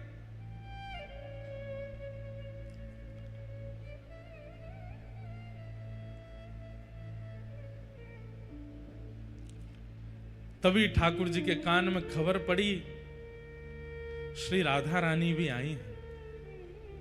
राधा रानी का नाम सुनते ही ठाकुर जी थोड़े गंभीर हो गए, और गंभीर अवस्था में आकर के मैया को तो भीतर बिठाया, सब पत्नियों से मिलवाया, सब क्रिया करी, और अवसर जानकर के ठाकुर जी बोले कि किशोरी जी नहीं आएंगे, मैं ही जाऊंगा।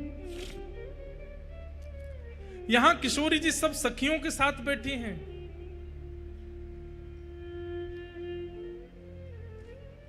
तभी बैठी बैठी किशोरी जी अचानक कहती हैं, ललिता ऐसो क्यों लग रहा है कि द्वार पर श्री कृष्ण आए हैं, तू देख तो। ललिता जी बोली, कृष्ण नहीं आए हैं, हमें अभी अभी पता चली है कि उनकी तो आराधना चल रही है, बड़े बड़े विप्रदेव आकर के उनकी अर्चना कर रहे हैं, वो बड़े व्यस्त हैं, वो कहां से आ जाएंगे यहां पे। किशोरी जी बोली, नहीं ललिता, तू एक बार जाकर के देखना, मुझको ऐसा लग रहा है द्वार पर श्री कृष्ण खड़े हैं। विशाखा जी बोली, आपको क्यों ऐसा अनुभव हो रहा है। किशोरी जी बोली, अभी अभी जो ब्यार चली ना वायु की, वह ब्यार में श्री कृष्ण के तन की सुगंधी है, और ये सुगंधी आज 100 वर्ष बाद मेरी नासिका को प्राप्त भई है। मेरा हृदय मयूर नृत्य कर रहा है, मुझको पूर्ण रूपेण विश्वास है, तुम द्वार पे जाके देखो श्री कृष्ण खड़े हैं।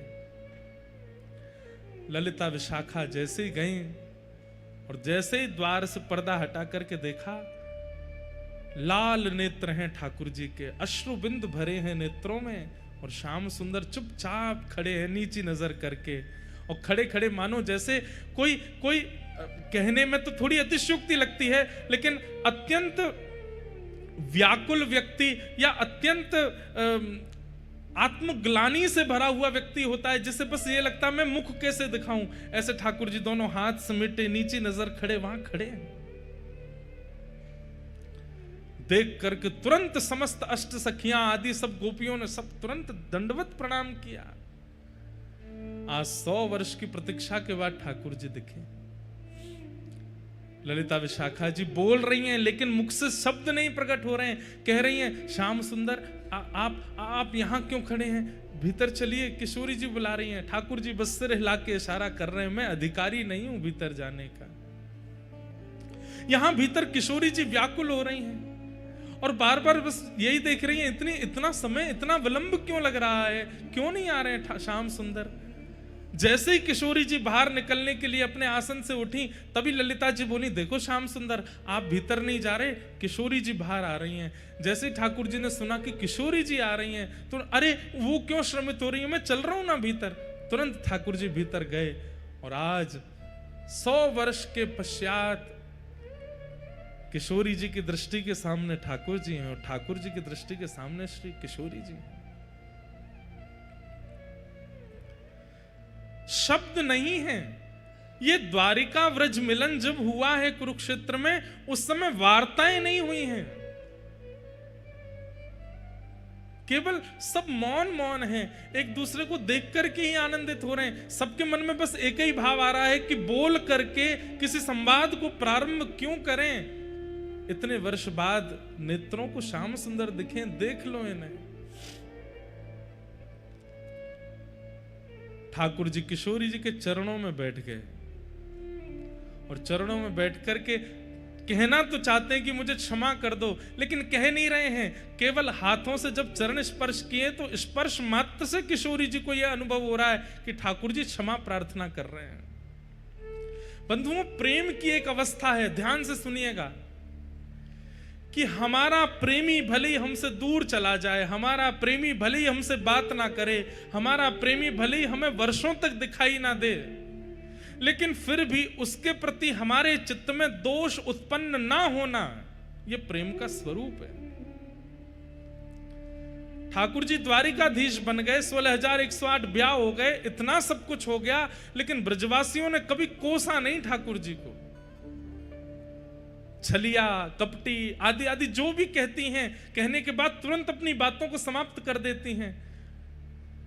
जोई जोई प्यारो करे सोई मोहे भावे, भावे मोहे सोई, जोई सोई सोई करे प्यारे। श्री हितरवंश महाप्रभु हित चतुराशी जी के प्रथम पद में कहते हैं, प्रेम का स्वरूप क्या है? ठाकुर जी जो करें, प्रेमी हमारा जो करे, हमें सब स्वीकार है। ब्रजवासियों ने कभी शिकायत नहीं की ठाकुर जी से। आज 100 वर्ष थोड़े होते हैं, यहां कोई 10 दिन हमसे बात ना करे तो हम लोग उसके प्रति व्यंग कसने लगते हैं। 100 वर्ष बाद ठाकुर जी मिले हैं, फिर भी किशोरी जी, सब गोपियां, सखियां, नंद बाबा, यशोदा, किसी ने शिकायत नहीं की ठाकुर जी से। यह प्रेम का स्वरूप है। ठाकुर जी जिस प्रकार किशोरी जी के चरण कमलों का स्पर्श कर रहे हैं, किशोरी जी समझ गई हैं कि ये मुझसे क्षमा प्रार्थी हो रहे हैं। तुरंत किशोरी जी नीचे बैठ गई, हाथ पकड़ लिए, बोले आप क्या कर रहे हैं? ये इस प्रकार आप चरण क्यों छू रहे हैं? ठाकुर जी कह रहे हैं, मुझे बहुत आत्मग्लानि हो रही है। आप ब्रजवासियों को जो कष्ट, जो पीड़ा, जो विरह मैंने दिया है, उस विरह से मुझे बहुत कष्ट हो रहा है।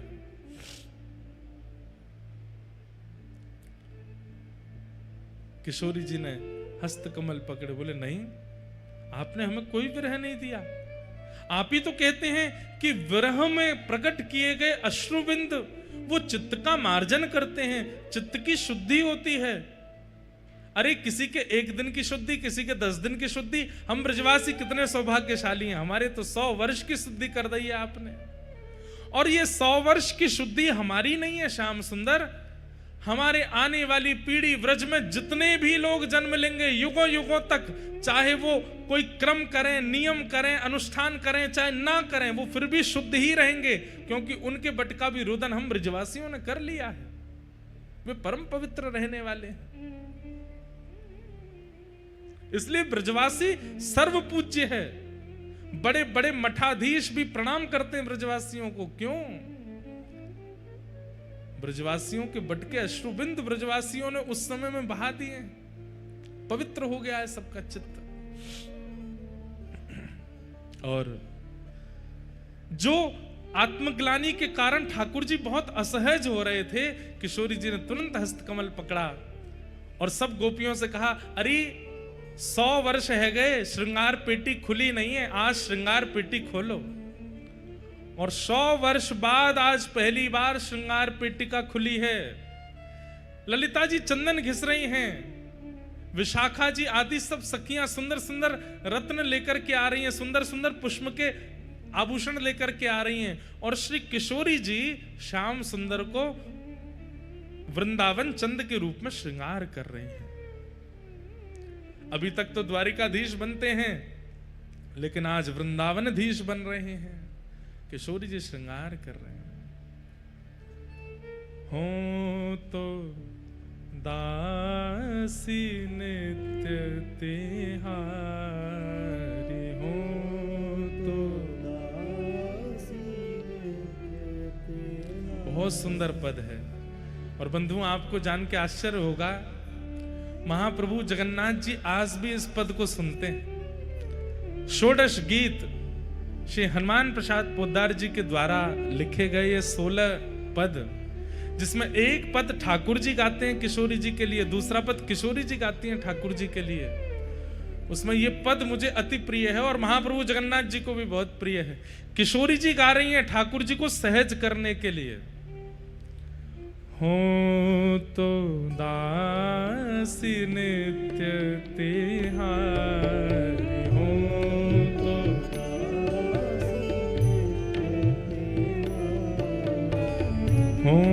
तो दासी नित्य तिहारी, हो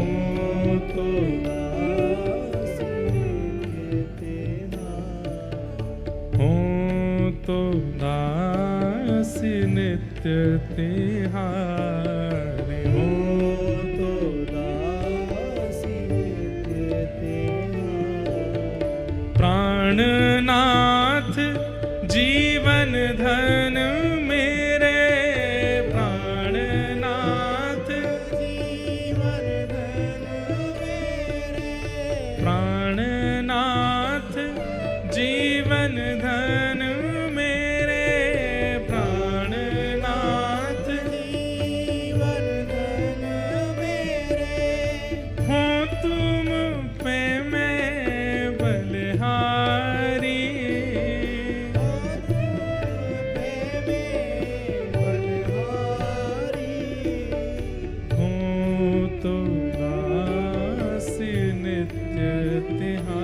हमने आज ये तीसरी बार पद गाया होगा, इससे पहले 2 बार और गाया है।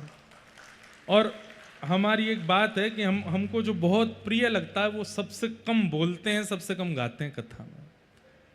जो बहुत प्रिय होता है वो सबसे कम उसका प्रयोग करते हैं कथा में। किशोरी जी और ठाकुर जी का कुरुक्षेत्र में रास विहार हुआ। ठाकुर जी ने 100 वर्ष बाद रास किया।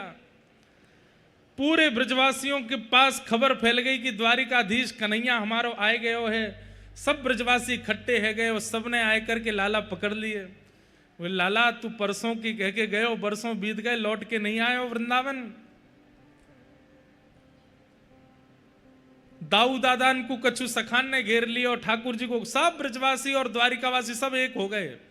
और द्वारिकावासी भी ठाकुर जी के चरणों में प्रणाम करके निवेदन करने लगे, हे ठाकुर जी, इन ब्रजवासियों का इतना प्रेम, इतना स्नेह है, वचन निभा दीजिए ना। द्वारिका से तो वृंदावन फिर भी दूर है, कुरुक्षेत्र के तो पास ही है। ठाकुर जी ने आज्ञा दी, ठीक है हम ब्रज चलेंगे। और तब सब ब्रजवासियों ने आनंद में भर के महाराज सुंदर सुंदर रथों का निर्माण किया। उसमें सुंदर चक्के लगाए गए, ऊपर से कपड़ा लगाए गए, कोई लोहा का प्रयोग नहीं, केवल लकड़ी से ठाकुर जी का रथ तैयार किया।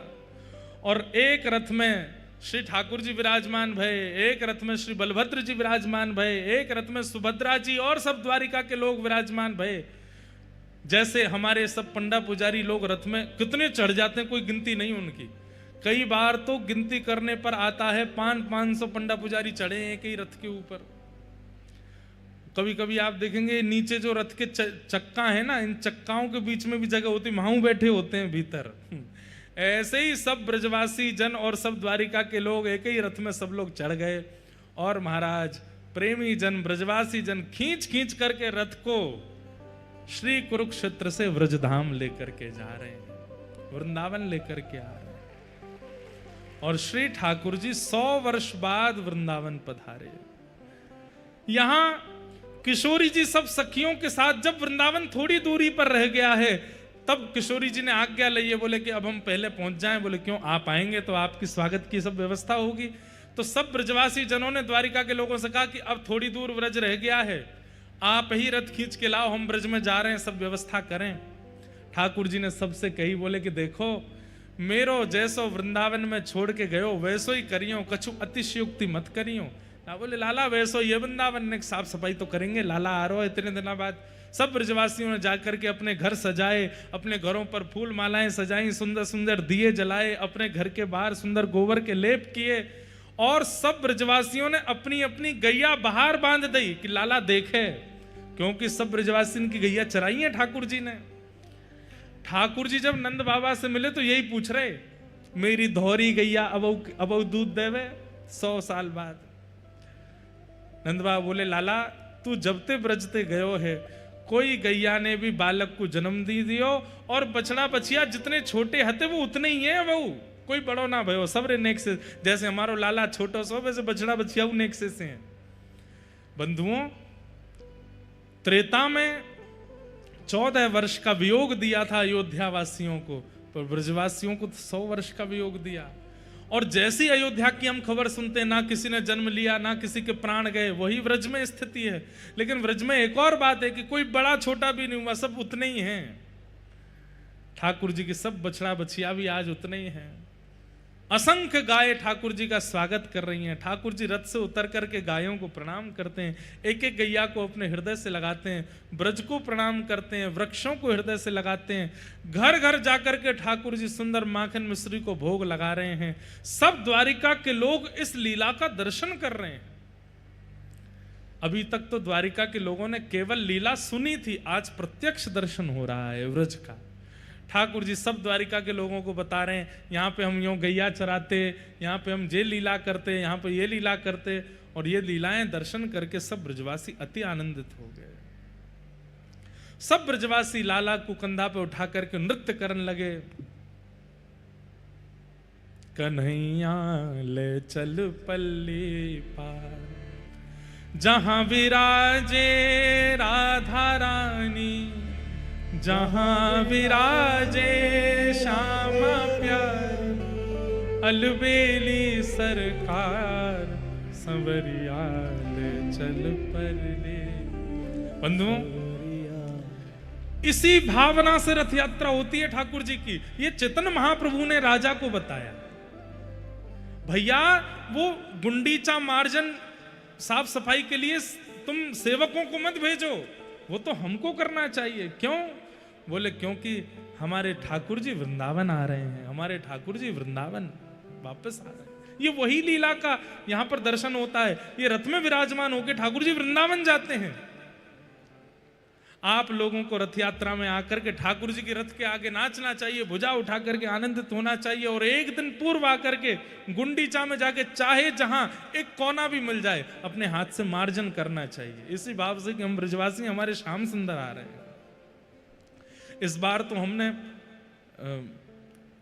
उल्टा रथ का दर्शन किया था, पर ठाकुर जी कृपा करेंगे, एक बार ठाकुर जी जब रथ में विराजमान होके आते हैं, हम सब भी यहाँ पे ऐसी योजना बनी, यही कथा हो जाए और सबरे श्रोताओं के साथ जाएंगे गुंडीचा में, जाके झाड़ू लगाएंगे, पूरे गुंडीचा को धोएंगे। हम तो ब्रजवासी, हमारा तो अधिकार है, लाला आवेगो।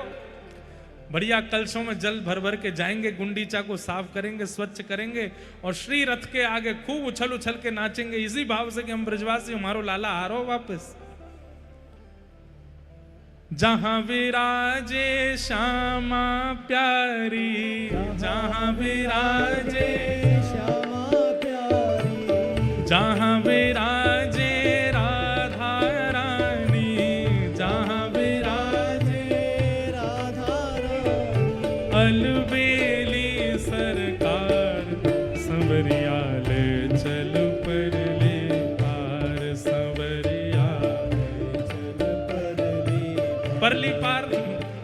ये जब श्री मंदिर में दर्शन करने जाएंगे और फिर श्री मंदिर से गुंडीचा जाओ, कल या परसों में जाएंगे, तो गुंडीचा क्या है? वृंदावन है, जहां विराजे राधा रानी। रथ यात्रा में ब्रजवासियों को यही गाना चाहिए, लाला ले चल पल्ली पार। कहां? बोले जहां विराजे राधा रानी, जिस वृंदावन में हमारी श्यामा जी विराज रही है वहां चले। संवरिया ले चल परली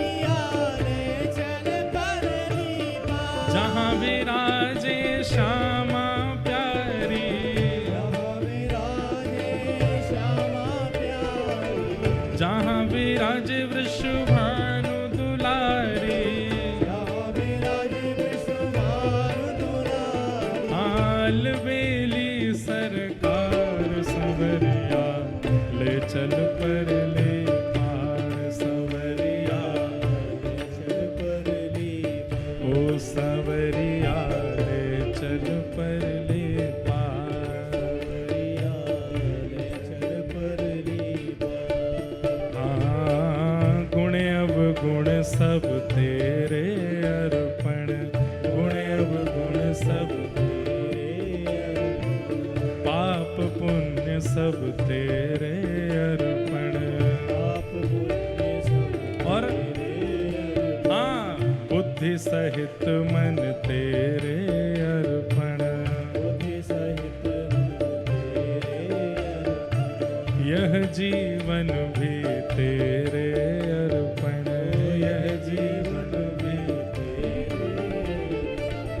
मैं तेरे चरणों की दास। राधे प्यारी श्यामा प्यारी। अलबेली सरकार सवरिया ले चल पल्ले पार। सवरिया ले चल परले पार। श्री जगन्नाथ महाप्रभु की।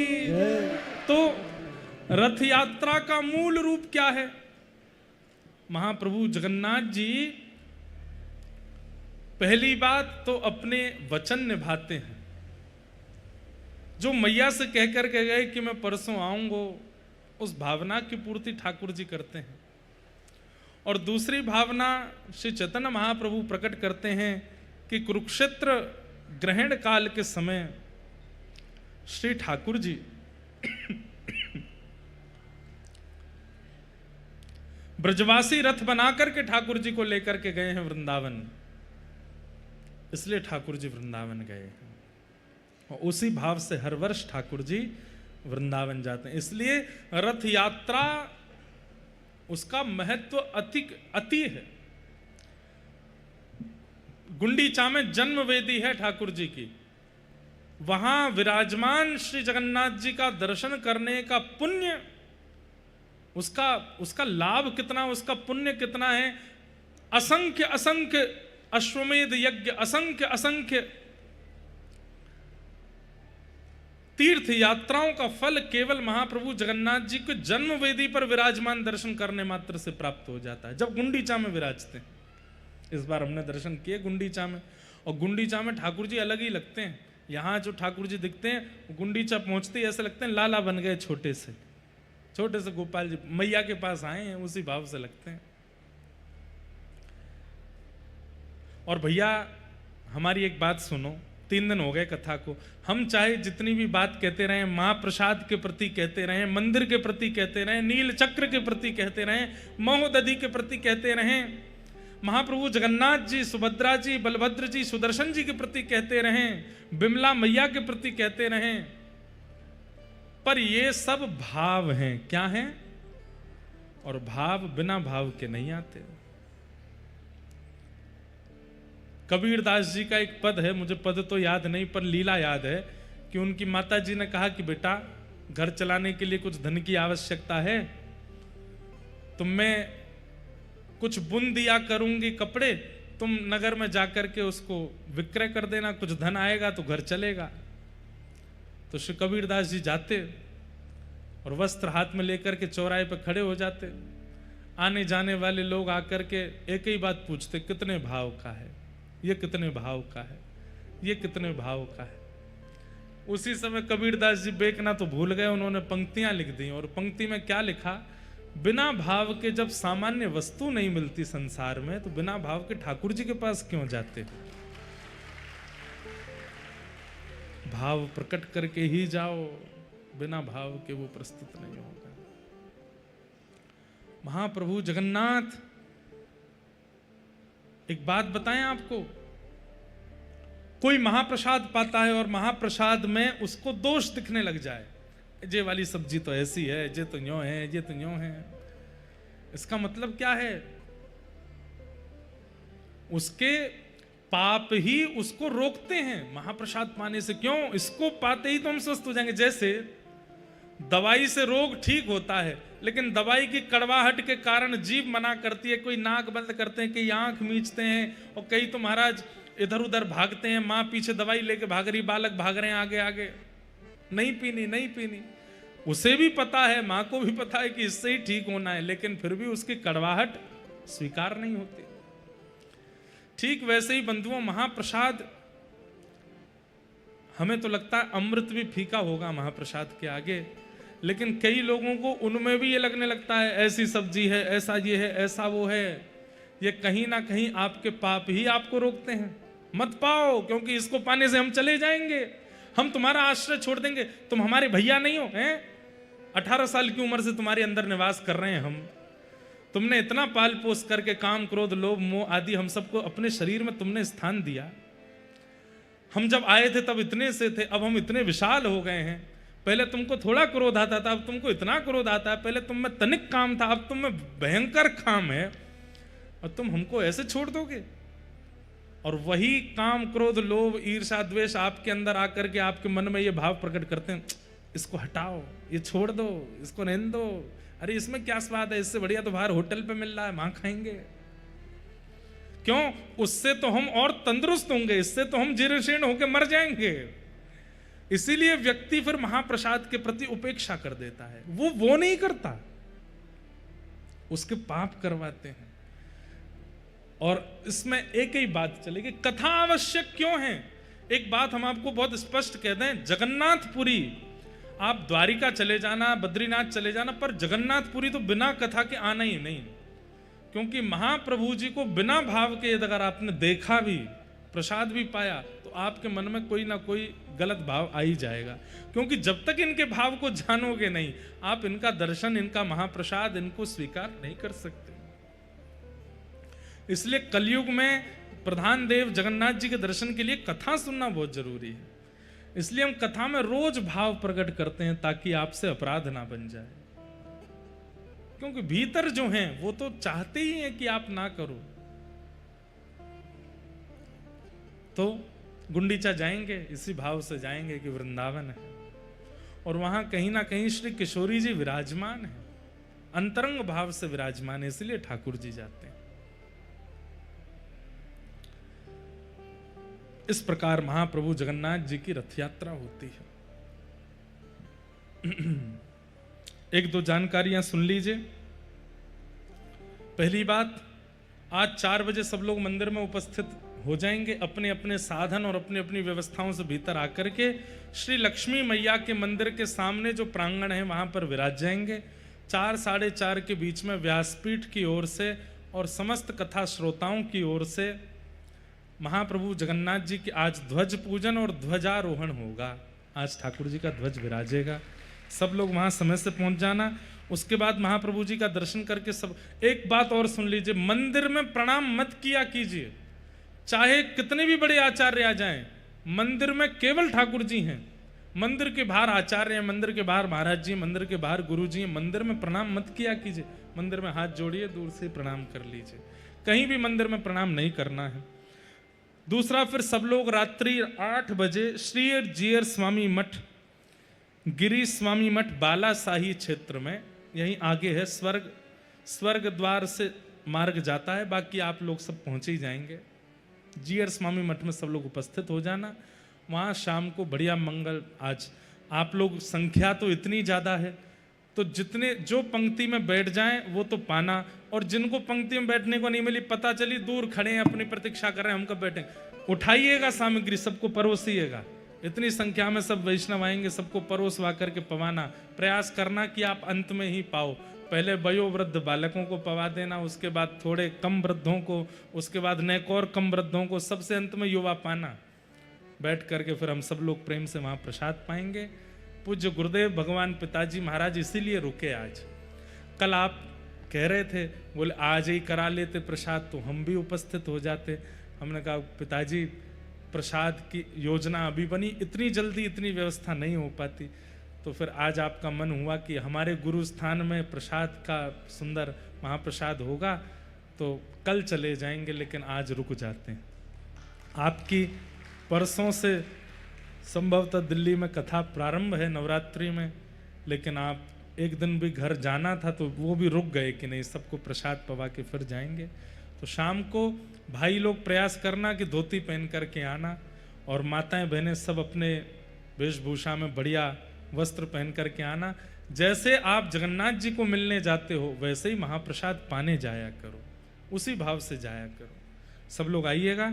ये आज की है। और फिर कल की एक और सूचना है कि कल सुबह 5 बजे प्रभात फेरी होगी। कल सुबह 5 बजे सब लोग एकत्रित हो जाइएगा।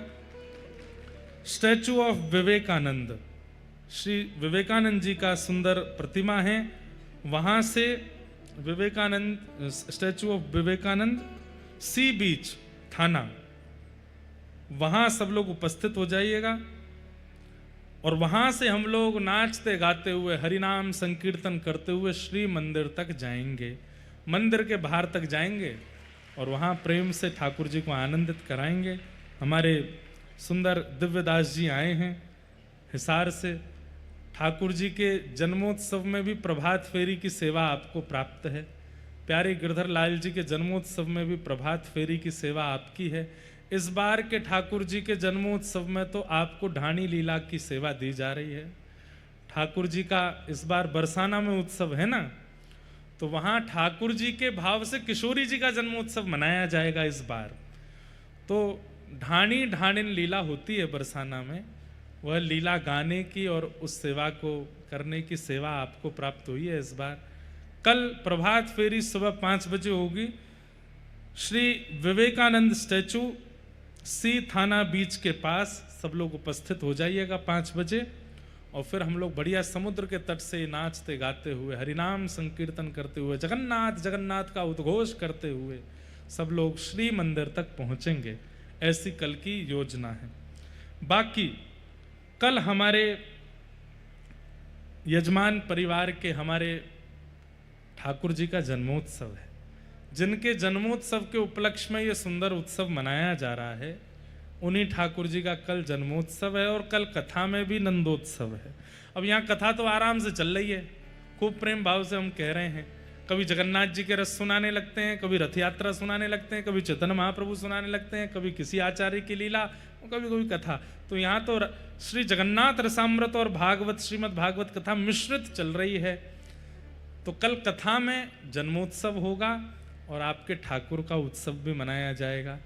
जब कभी भी हमको कथा में विशेष उत्सव मनाना होता है तो हम कुछ विशेष लीला करते हैं। कल देखते हैं, कल की कल पे जाएगी कि विशेष लीला कैसी होगी। तो कल कथा में आप सब लोग श्वेत वस्त्र पहन करके आना।